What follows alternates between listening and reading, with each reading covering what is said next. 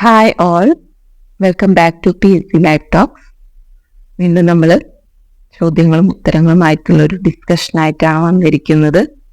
തീർച്ചയായിട്ടും എല്ലാ ക്ലാസ്സുകളും മുഴുവനായിട്ട് കാണുക. നിങ്ങൾക്ക് യൂസ്ഫുൾ ആകുന്ന തരത്തിൽ ഏതെങ്കിലും ഒരു പോയിന്റ് നിങ്ങൾക്ക് ഇന്റർവ്യൂവിന് പറയാൻ പറ്റിയാൽ അത് എനിക്കും കൂടി വളരെ സന്തോഷകരമായിട്ടുള്ള കാര്യമാണ്. തീർച്ചയായിട്ടും നിങ്ങൾ എല്ലാ പോയിന്റ്സും കേൾക്കുക. അതുപോലെ ഇമ്പോർട്ടൻ്റ് ആണ്, നിങ്ങൾക്ക് അറിയില്ല എന്ന് തോന്നുന്ന പോയിന്റ്സ് നമ്മൾ പറയുന്നുണ്ടെങ്കിൽ അത് തീർച്ചയായിട്ടും നിങ്ങൾ നിങ്ങളുടെ നോട്ട്ബുക്കിൽ കുറിച്ച് വയ്ക്കാനായിട്ട് ശ്രദ്ധിക്കുക. അതുപോലെ തന്നെ ചോദ്യങ്ങളെല്ലാം വരുന്നത് ഇത്തരത്തിൽ ഹാൻഡ് ബുക്കിൽ നിന്നും ടെക്സ്റ്റ് ബുക്കുകളിൽ നിന്നെല്ലാമാണ്. അതുകൊണ്ട് നമ്മൾ കിട്ടുന്ന ടൈമിൽ ക്ലാസ്സുകൾ കേൾക്കുക. അതുപോലെ തന്നെ ഇതുമായി ബന്ധപ്പെട്ട് നിങ്ങളുടെ കയ്യിലുള്ള പുസ്തകങ്ങളുണ്ടെങ്കിൽ അതൊന്നും വായിച്ചിരിക്കാനായിട്ട് പ്രത്യേകമായിട്ട് ശ്രദ്ധിക്കുക. നമുക്ക് വീഡിയോയിലേക്ക് പോകാം. ഇന്നത്തെ ആദ്യത്തെ ചോദ്യം ഓൾറെഡി ചോദിച്ച ചോദ്യം വീണ്ടും റിപ്പീറ്റ് ചെയ്ത് ചോദിച്ചിട്ടുണ്ട്. ഇംഗ്ലീഷ് എന്ന ലാംഗ്വേജ് ഇത് first language, second language, foreign language ഏതെല്ലാമാണ് എന്ന ചോദ്യം ഓൾറെഡി ചോദിച്ചിട്ടുള്ളതാണ്. ഈ മുൻപത്തെ വീഡിയോസ് കേട്ടില്ലാത്തവരാണെങ്കിൽ മാത്രം ജസ്റ്റ് പറഞ്ഞു പോവാണ്. ഫസ്റ്റ് ലാംഗ്വേജ് എപ്പോഴും നമുക്ക് മലയാളമാണ്. സെക്കൻഡ് ലാംഗ്വേജ് എന്ന് പറയുന്നത് ഇംഗ്ലീഷാണ്. ഫോറിൻ ലാംഗ്വേജ് എന്ന് പറയുന്നതും നമുക്ക് ഇംഗ്ലീഷ് തന്നെയാണ്. ഓക്കെ, മറ്റൊന്ന് ഇംഗ്ലീഷിന് നമ്മുടെ ലിങ്ക് ലാംഗ്വേജ് ഏതാണെന്ന് ചോദിച്ചിട്ടുണ്ട്. അതും ഇംഗ്ലീഷ് തന്നെയാണ് ഉത്തരം വരുന്നത്. ലാംഗ്വേജ് ഓഫ് ട്രേഡ് ഏതാണെന്ന് ചോദിച്ചാൽ അത് ചോദിച്ചിട്ടില്ല. ലാംഗ്വേജ് ഓഫ് ട്രേഡ് എന്ന് പറയുന്നത് ഇംഗ്ലീഷ് തന്നെയാണ്. ലൈബ്രറി ലാംഗ്വേജ് എന്നറിയപ്പെടുന്നതും ഇംഗ്ലീഷാണ്. ഇംഗ്ലീഷിന്റെ വിശേഷണങ്ങളാണ് library language, link language, language of trade. Link language ചോദിച്ചിട്ടുണ്ട്, ബാക്കി രണ്ടാമത് ചോദിച്ചിട്ടില്ല. എങ്കിൽ പോലും ഞാൻ ജസ്റ്റ് ഒന്ന് പറഞ്ഞു എന്ന് മാത്രം. അതുപോലെ തന്നെ ഇതിനോടനുബന്ധിച്ച് ചോദിച്ച മറ്റൊന്നാണ് ESL എന്നത് ഫുൾ ഫോം എന്താണ് എന്നത്. ESL എന്നത് ഇംഗ്ലീഷ് ആസ് സെക്കൻഡ് ലാംഗ്വേജ് എന്നതാണ് ESLന്റെ full form. English second language ആണ് എന്ന് കാണിക്കുന്നതുമായി ബന്ധപ്പെട്ടുള്ള ഒരു ടൈമാണ് English as second language, ESL. Okay, ഇനി മറ്റൊരു ഇമ്പോർട്ടൻ്റ് ആയിട്ടുള്ള ചോദ്യം, ലിസണിങ് എന്ന് പറയുന്നത് എത്ര തരത്തിലുണ്ട് എന്നൊരു ചോദ്യം. ലിസണിങ് എന്ന് പറയുന്നത് ആക്റ്റീവ് ലിസണിങ് ഉണ്ട്, പാസീവ് ലിസണിങ് ഉണ്ട്. ആക്റ്റീവ് ലിസണിങ് എന്ന് പറയുന്നത് ഫുള്ളി എൻഗേജ്ഡ് ആയിരിക്കും ഒരു കുട്ടി. ആ കുട്ടി കേൾക്കുന്ന എന്തിനെ പറ്റിയാണോ കേൾക്കുന്നത് അതിനെപ്പറ്റി ഫുള്ളി എൻഗേജ്ഡ് ആയിട്ട് ആ ടീച്ചർ പറയുന്ന ഐഡിയകൾ അതിനോട് റിയാക്ട് ചെയ്യും. അങ്ങനെയുള്ളതാണ് ആക്റ്റീവ് ലിസണിങ് എന്ന് പറയുന്നത്. ഇപ്പോൾ ടീച്ചർ ക്ലാസ് എടുക്കുമ്പോൾ ഈ ആക്റ്റീവ് ലിസണേഴ്സ് ആണെങ്കിൽ ചിലപ്പോൾ തലയൊന്ന് നോഡ് ചെയ്യാം, അല്ലെങ്കിൽ ചിരിക്കാം. ടീച്ചർ പറയുന്ന കാര്യങ്ങൾ കേട്ടിട്ട് ചിരിക്കാം.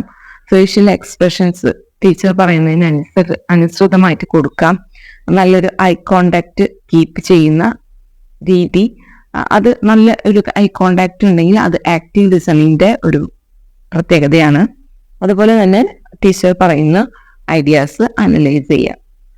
ഇതെല്ലാം തന്നെ ആക്റ്റീവ് ലിസണിങ് ആണെങ്കിൽ ഉണ്ടാകുന്ന പ്രത്യേകതകളാണ്. പാസീവ് ലിസണിങ് ആണെങ്കിൽ തീർച്ചയായിട്ടും ആ കുട്ടി ഇൻട്രസ്റ്റഡ് ആയിരിക്കില്ല. ആ ഒരു ടോപ്പിക്ക് അല്ലെങ്കിൽ ആ ഒരു ടീച്ചറുടെ ക്ലാസ് ആ കുട്ടി ഇൻട്രസ്റ്റഡ് ആയിരിക്കില്ല. ഒരു തരത്തിലുള്ള റിയാക്ഷനും ആ കുട്ടി ഉണ്ടാവില്ല. പാസീവ് ആയിരിക്കും, അതായത് ഉറങ്ങിക്കൊണ്ടിരിക്കുന്ന ഒരവസ്ഥ പാസീവ് എന്ന് പറഞ്ഞു കഴിഞ്ഞാൽ. അതാണ് പാസീവ് ലിസണിങ്ങിന്റെ പ്രത്യേകത. മറ്റൊന്ന് ആക്റ്റീവ് ലിസണിങ്. പിന്നെ ഇതിനോടനുബന്ധിച്ച് ചോദിച്ചിട്ടുള്ള മറ്റൊന്നാണ് ഭാഷാ സമഗ്രത ദർശനം. അത് മലയാളം ബേസ് ചെയ്തിട്ടുള്ള ഒരു ചോദ്യമാണ്. ഇന്ന് ഭാഷ പഠിക്കാനായിട്ട് നമ്മൾ ഭാഷാ സമഗ്രത ദർശനം എന്നുള്ളൊരു ഐഡിയ ആണ് ഫോളോ ചെയ്യുന്നത്.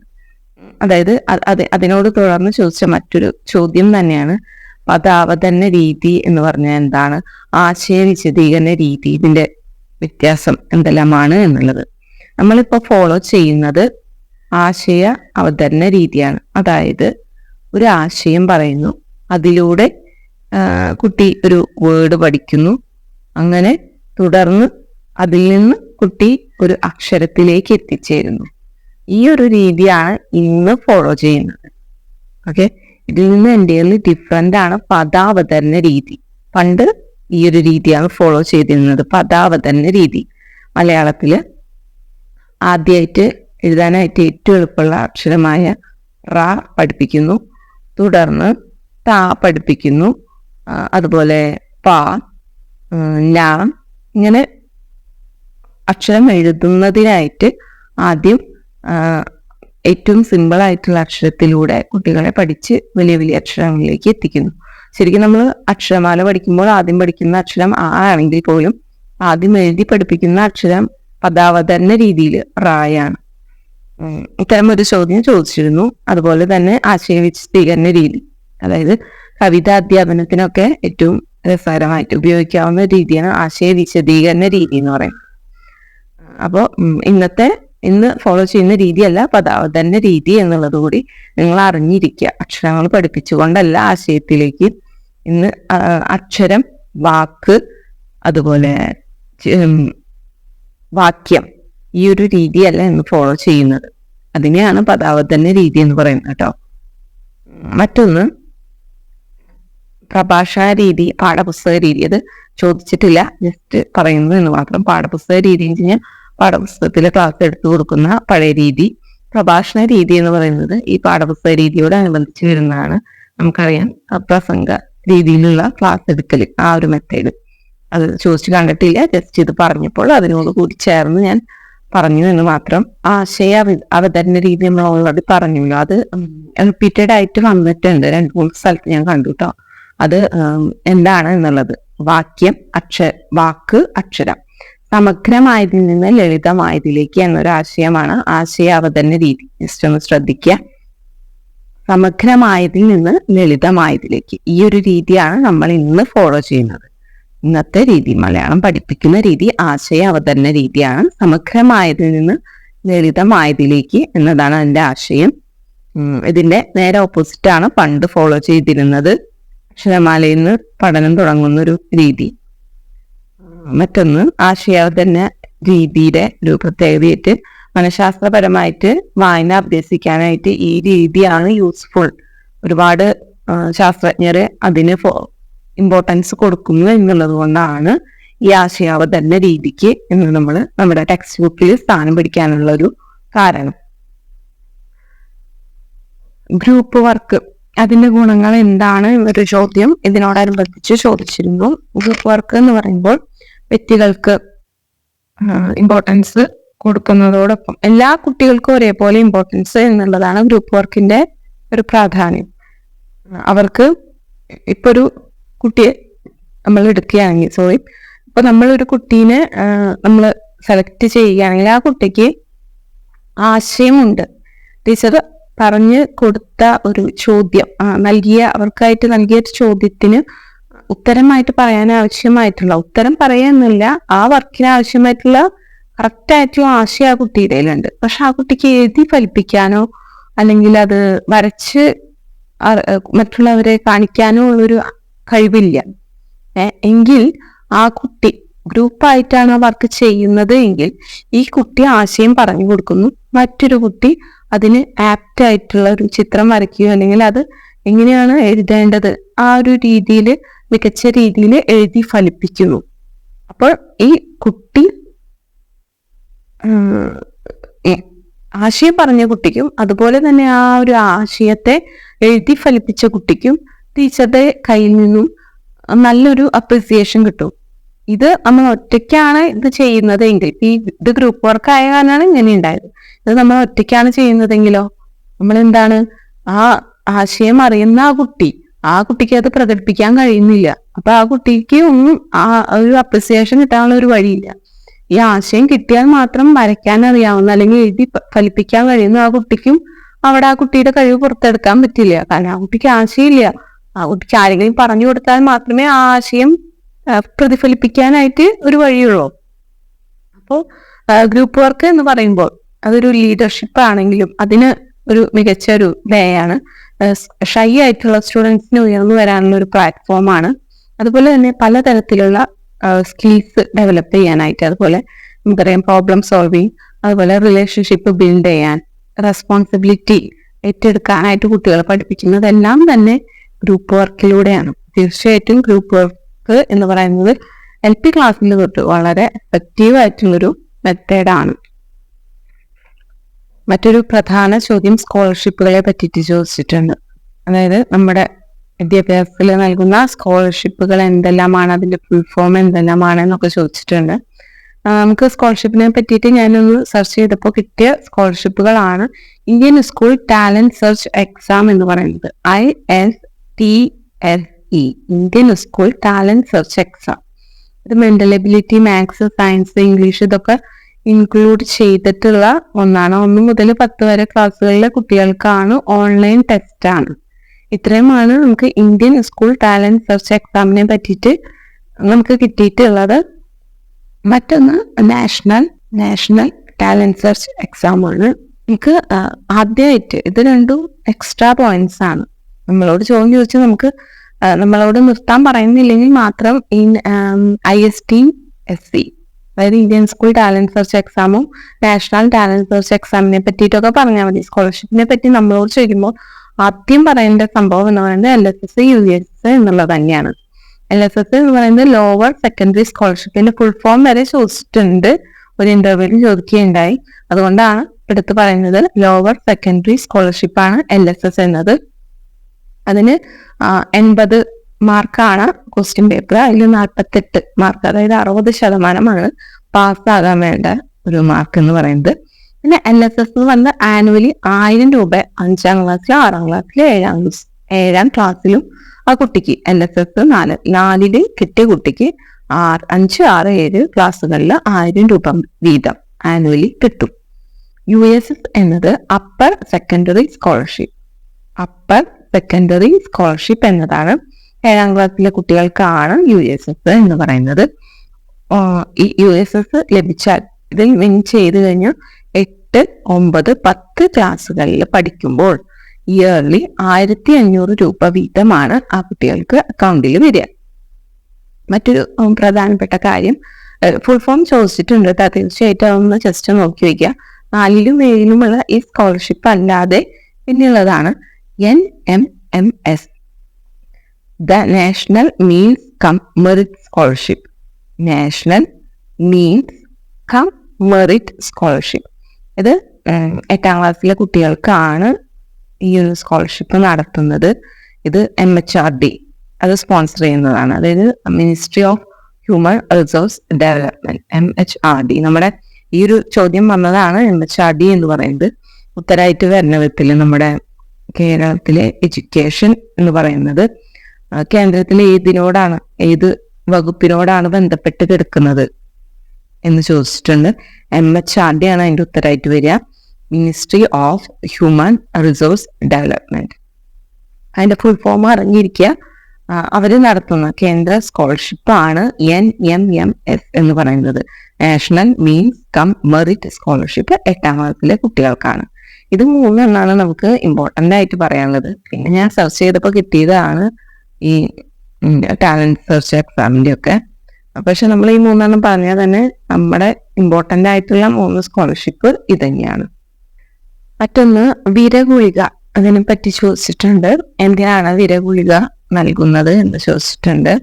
നവംബർ 26 വിരഗുളിക നൽകുന്നതിന് ആയിട്ടുള്ള ഒരു ഡേറ്റ്, അതായത് വിരവിമുക്ത ഡേ എന്ന് പറയുന്നത് നവംബർ 26 നമ്മൾ പോസ്റ്ററിലൊക്കെ കണ്ടിട്ടുള്ളതാണ്. കുട്ടികൾക്ക് സ്കൂളിൽ 2 പ്രാവശ്യമായിട്ടാണ് ഇത് കൊടുക്കുന്നത്. ആദ്യത്തെ ദിവസം കഴിക്കാത്ത കുട്ടികൾക്ക് ഒരാഴ്ചയ്ക്ക് ശേഷം വീണ്ടും ഒരു അവസരം കൊടുക്കുന്നുണ്ട്.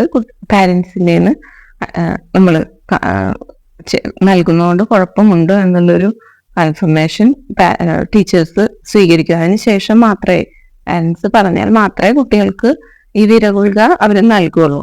ചിലപ്പോൾ മിക്ക വീടുകളിലും ഇപ്പോൾ കുട്ടികൾക്ക് 6 മാസം കൂടുമ്പോൾ ഈ മരുന്ന് കൊടുക്കുന്നത് കൊണ്ടായിരിക്കാം ഇത്തരത്തിലൊരു നിർദ്ദേശം വരുന്നത്.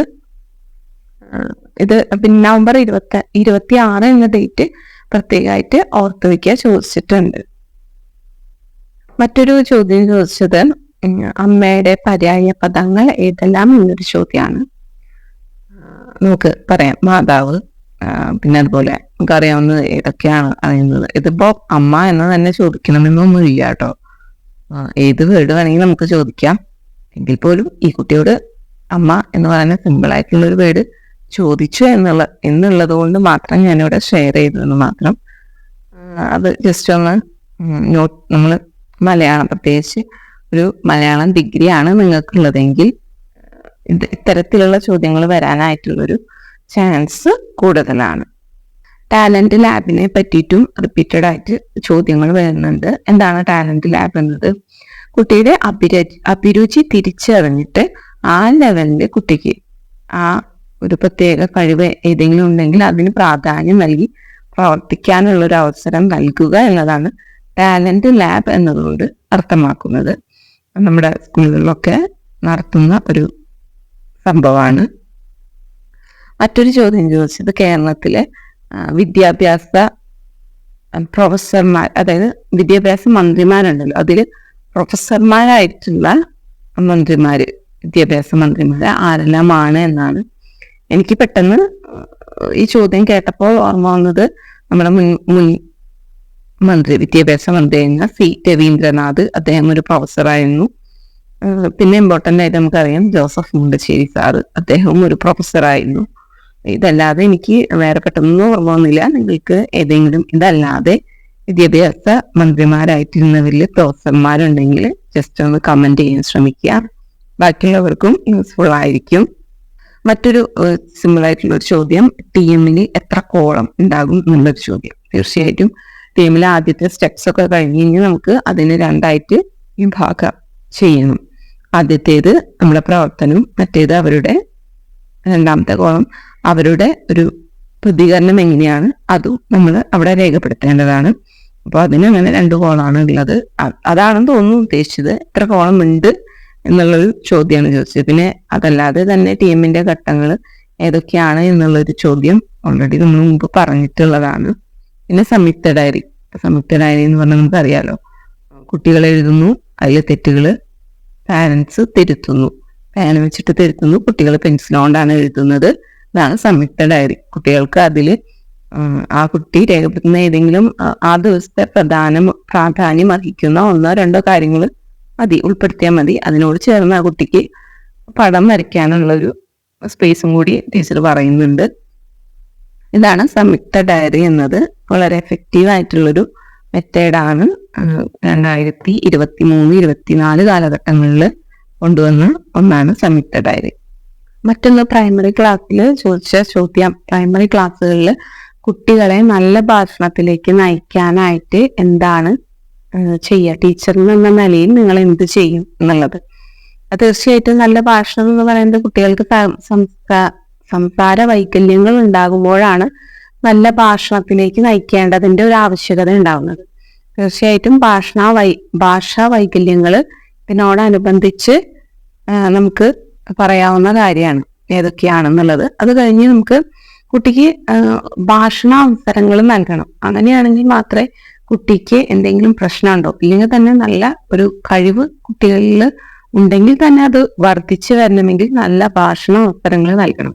അനുഭവങ്ങൾ പങ്കിടുക, അത് കളി, യാത്ര, അല്ലെങ്കിൽ ഏതെങ്കിലും ആഘോഷം, അല്ലെങ്കിൽ കുട്ടി വായിച്ച അല്ലെങ്കിൽ കേട്ട ഏതെങ്കിലും കഥകൾ, ഇതിനെ പറ്റിയിട്ട് മികച്ച രീതിയിൽ അനുഭവങ്ങൾ പങ്കിടാനുള്ള ഒരു അവസരം നൽകാം. ഭാഷണ സാധ്യതയുള്ള കളികൾ ക്ലാസ്സിൽ ഉൾപ്പെടുത്താം. കഥ പറയല്, അഭിപ്രായ പ്രകടനങ്ങള്, ചോദ്യം ചോദിക്കാനും ഉത്തരം പറയാനും സാധ്യതയുള്ള പ്രവർത്തനങ്ങളൊക്കെ കൊടുക്കുക. അല്ലെങ്കിൽ ഏതെങ്കിലും ഒരു ടോപ്പിക്, ഒരു വിഷയം കൊടുത്തിട്ട് അതിനെപ്പറ്റി പറയാം. പ്രത്യേകിച്ച് അവര് വീട്ടിലുള്ള സംസാരങ്ങളൊക്കെ കേൾക്കും. പത്രവാർത്തയെ പറ്റിയിട്ടൊക്കെ വീട്ടിൽ നമ്മൾ സംസാരിക്കുമ്പോൾ അതൊക്കെ കേൾക്കും. അപ്പൊ ആ ഒരു ടോപ്പിക്കാണ് എന്തെങ്കിലും റീസെന്റ് ആയിട്ട് വളരെ ഇമ്പോർട്ടന്റ് ആയിട്ട് നിൽക്കുന്ന ഒരു ടോപ്പിക് ഉണ്ടെങ്കിൽ ആ ടോപ്പിക്ക് കൊടുത്താൽ മതി. അവർ രസകരമായിട്ട് സംസാരിക്കും. പിന്നെ എന്തെങ്കിലും കാര്യങ്ങൾ ഇഷ്ടമുള്ളത്, ഇഷ്ടമില്ലാത്തത്, അതിന്റെ കാരണങ്ങൾ പറയാ. ഇങ്ങനെ രസകരമായിട്ട് കുട്ടികൾക്ക് ഭാഷണ അവസരങ്ങൾ ടീച്ചർ നൽകി കൊടുക്കണം. അതുപോലെ തന്നെ നല്ല ഭാഷണത്തിലേക്ക് കുട്ടിയെ നയിക്കാനായിട്ട് കുട്ടിയോട് ഒരുപാട് സംസാരിക്കണം, ധാരാളം സംസാരിക്കുക. കുട്ടിക്ക് ധാരാളം സംസാരിക്കാനുള്ള അവസരങ്ങൾ ഒരുക്കുക.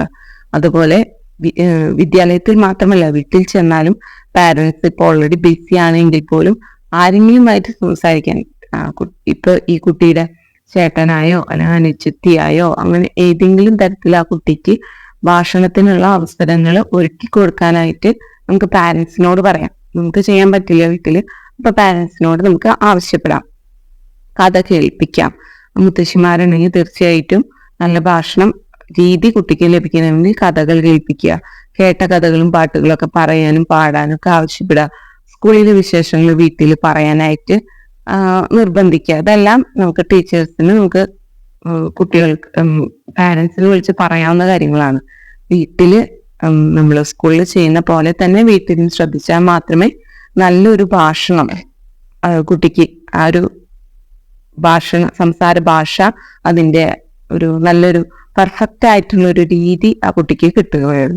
മറ്റൊരു പ്രധാന കാര്യം, ഇത് ചോദ്യം വന്നതല്ല, വായനയുടെ ലക്ഷ്യങ്ങൾ നമുക്ക് ചോദിക്കാൻ സാധ്യതയുള്ള ഒന്നാണ്. വായനയുടെ ലക്ഷ്യങ്ങൾ എന്ന് പറയുന്നത് ആ കുട്ടിക്ക് വായിച്ചത് കൊണ്ട് ആശയം ഗ്രഹിക്കുക, അതുപോലെ തന്നെ വിജ്ഞാനം സമ്പാദിക്കുക, ചിന്തയുടെ വികാസം. ഏതെങ്കിലും ഒരു ടോപ്പിക്ക് വായിച്ചാൽ ആ കുട്ടി ആ ഒരു ടോപ്പിക്കിനെ പറ്റി ചിന്തിക്കും. അപ്പൊ ചിന്തയുടെ വികാസം, സാംസ്കാരികമായിട്ടുള്ള പുരോഗതി, സാഹിത്യ ആസ്വാദനം, ഭാഷാഭിവൃദ്ധി, ഇതെല്ലാം തന്നെ വായനയുടെ ലക്ഷ്യങ്ങളായിട്ട് നമുക്ക് പറയാവുന്ന കാര്യങ്ങളാണ്. തീർച്ചയായിട്ടും ഈ ഒരു പോയിന്റ്സ് നിങ്ങൾ ഒന്ന് നോട്ട് ചെയ്ത് വെക്കുക. വായനയെ പറ്റി ഒരുപാട് ചോദ്യങ്ങൾ ഇപ്പോൾ വന്നുകൊണ്ടിരിക്കുന്നത് കൊണ്ടാണ് വായനയുടെ ലക്ഷ്യങ്ങൾ ഞാൻ ഉൾപ്പെടുത്തിയിട്ടുള്ളത്. തീർച്ചയായിട്ടും പ്രാവശ്യം പറയാം. ആശയഗ്രഹണം, വിജ്ഞാന സമ്പാദനം, ചിന്തയുടെ വികാസം, സാംസ്കാരികമായിട്ടുള്ള പുരോഗതി. നല്ല പുസ്തകങ്ങൾ വായിക്കുകയാണെങ്കിൽ ആ തരത്തിലുള്ള ചിന്തയും വളർച്ചയും ആ കുട്ടിക്ക് ഉണ്ടാവും. ആ കുട്ടിയുടെ ചിന്തയിലും ആ കുട്ടിയുടെ സംസ്കാരത്തിലും ആ ഒരു വായനയുടെ പ്രതിഫലനം എല്ലായ്പ്പോഴും ഉണ്ടായിക്കൊണ്ടിരിക്കാം. പിന്നെ അതുപോലെ തന്നെയാണ് സാഹിത്യ ആസ്വാദനം. നല്ല പുസ്തകങ്ങൾ വായിച്ച് വളരുന്ന കുട്ടിക്ക് നല്ല രീതിയിൽ സാഹിത്യ രൂപങ്ങൾ ആസ്വദിക്കാനുള്ള ഒരു കഴിവും ഉണ്ടായിരിക്കും. ഭാഷ അഭിവൃദ്ധി, എത്രത്തോളം വായിക്കുന്നു അത്രത്തോളം ആ കുട്ടിക്ക് ഭാഷയിൽ നൈപുണ്യം നേടാനായിട്ട് സാധിക്കും. അത് ഇംഗ്ലീഷ് ആയാലും മലയാളം ആയാലും. അപ്പൊ ഇത്രയൊക്കെ കാര്യങ്ങൾ വായനയുടെ ലക്ഷ്യങ്ങളായിട്ട് നമുക്ക് പറയാവുന്നതാണ്. ഇതിനോട് ചേർന്ന് നമുക്ക് പറയാവുന്ന 2 കാര്യങ്ങളുണ്ട്. അതുകൂടി ഇന്നത്തെ ഒരു ക്ലാസ്സിൽ ഞാൻ ഉൾപ്പെടുത്തുകയാണ്. ദൃശ്യവായന, മൗന വായന. നമ്മൾ ഓൾറെഡി ഇംഗ്ലീഷിൽ പറഞ്ഞു റീഡിങ് ഏതൊക്കെ തരത്തിലാണ് എന്നൊക്കെ. നമ്മൾ മലയാളത്തിൽ പറയുമ്പോൾ 2 തരത്തിലുള്ള വായനയെ പറ്റിയിട്ടാണ് പ്രത്യേകമായിട്ട് എടുത്ത് പറയുന്നത്. ദൃശ്യവായന, മൗന വായന. ദൃശ്യവായന എന്ന് പറയുന്നത് അക്ഷരസ്ഫുടതയോടെ അർത്ഥം ഗ്രഹിച്ച് വായിക്കുന്നതിനാണ് ദൃശ്യവായന ഉപകരിക്കുക. നമുക്ക് പറയാം, ദൃശ്യവായന എന്ന് പറയുമ്പോൾ വാക്കുകളൊക്കെ കൃത്യമായിട്ട് ഉച്ചരിക്കാനായിട്ട് ആ കുട്ടി പഠിക്കും. അനുയോജ്യമായിട്ടുള്ള ഈണം, ഊന്നല് ഇതൊക്കെ നൽകാൻ ആ കുട്ടി ഈ വായനയിലൂടെ പഠിക്കും. അതുപോലെ തന്നെ പ്രസംഗകലയിലൊക്കെ കുട്ടിക്ക് കുറച്ചുകൂടി മികവ് നേടാനായിട്ട് ദൃശ്യവായന വളരെ ഹെൽപ്ഫുള്ളാണ്. പിന്നെ പ്രധാനപ്പെട്ട ഒരു കാര്യം, കുറെ സമയം കുട്ടികൾക്ക് ഉറക്കേനെ വായിക്കാൻ പറ്റില്ല. കുറച്ച് സമയം കഴിഞ്ഞ് കഴിഞ്ഞാൽ കുട്ടികൾ തീർച്ചയായിട്ടും ഈ ദൃശ്യവായന സൗണ്ട് എടുക്കുന്നതിന്റെ ബുദ്ധിമുട്ടുള്ളതുകൊണ്ട് അവരെ നിർത്തും എന്നുള്ളതാണ് ഇതിന്റെ ഒരു പോരായ്മയായിട്ട് നമുക്ക് പറയാവുന്നത്. മൗന വായനയെ പറ്റി പറയുമ്പോൾ ആശയഗ്രഹണത്തിനുള്ള ഏറ്റവും നല്ല ഉപാധിയായിട്ടാണ് മൗന വായനയെ കാണുന്നത്. ആശയവും ചിന്തയും ഇവിടെ ഒന്നിച്ച് ചേരുകയാണ്.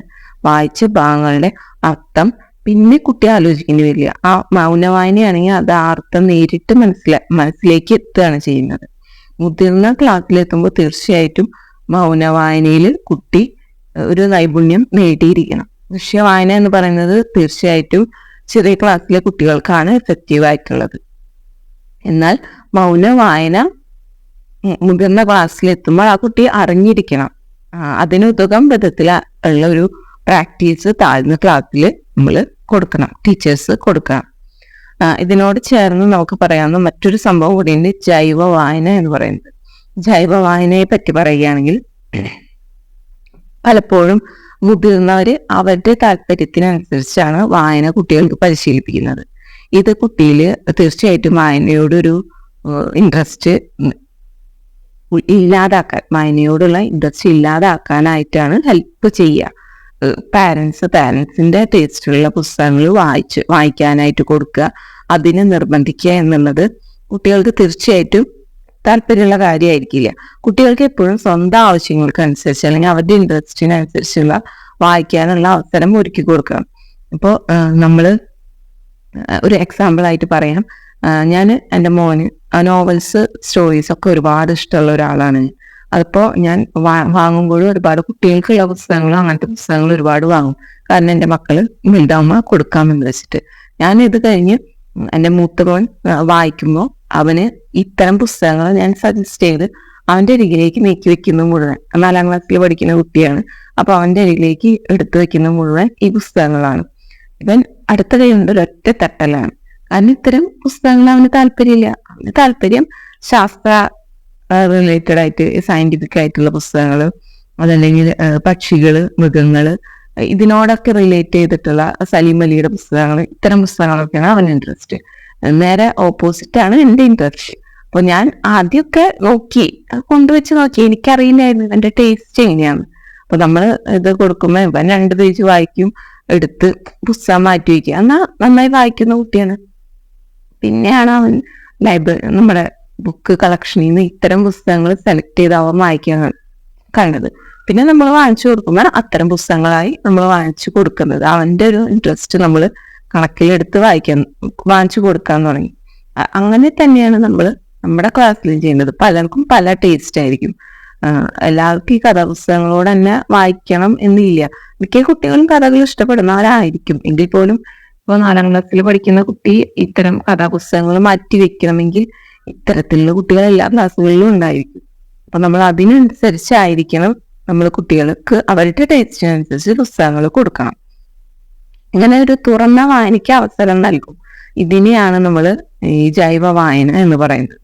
ഒരിക്കലും അതായത് അറിയുന്നതിൽ നിന്ന് അറിയാത്തതിലേക്ക്, സ്വന്തം സംസ്കാരത്തിൽ നിന്നും പുതിയ സംസ്കാരത്തിലേക്ക് ഒരു യാത്ര ചെയ്യാനുള്ള പാലം പോലെ നമുക്ക് ഈ വായനയെ ഉപയോഗപ്പെടുത്താം. കുട്ടികളെ ഓരോരുത്തരും അവരുടെ ഒരു ടേസ്റ്റിനനുസരിച്ച് വായിക്കാനുള്ളൊരു അവസരം ഒരുക്കി കൊടുക്കുക എന്നുള്ളത് തന്നെയാണ് ഇതിൽ പറയുന്നത്. ഇത്രയാണ് ഇന്നത്തെ ഒരു ക്ലാസ്സിൽ പറയുന്നത്. ഇതിൽ 2-3 ക്വസ്റ്റ്യൻസ് റിപ്പീറ്റ് ചെയ്ത് നമുക്ക് ചോദിക്കാത്ത ചോദ്യങ്ങൾ ഞാൻ ഉൾപ്പെടുത്തിയിട്ടുണ്ട്. അത് ഉൾപ്പെടുത്താനുള്ള മെയിൻ കാരണം അതിൽ നിന്ന് ആ ഭാഗത്തു നിന്നെല്ലാമാണ് ചോദ്യങ്ങൾ വരുന്നത്. അപ്പൊ അതിനോടനുബന്ധിച്ച് ചോദിക്കാൻ സാധ്യതയുള്ള ചോദ്യങ്ങൾ കൂടി ഉൾപ്പെടുത്തിയെന്ന് മാത്രം. തീർച്ചയായിട്ടും നിങ്ങൾക്ക് യൂസ്ഫുൾ ആകും എന്ന് തന്നെ ഞാൻ വിശ്വസിക്കുന്നു. ഏവർക്കും നല്ലൊരു ഇന്റർവ്യൂ ആശംസിക്കുന്നു. വീഡിയോസ് ഇഷ്ടമായാൽ തീർച്ചയായിട്ടും ബാക്കിയുള്ളവർ കൂടി ഷെയർ ചെയ്യുക, ലൈക്ക് ചെയ്യുക, നിങ്ങളുടെ അഭിപ്രായങ്ങൾ കമന്റ് ചെയ്യുക. Thank you.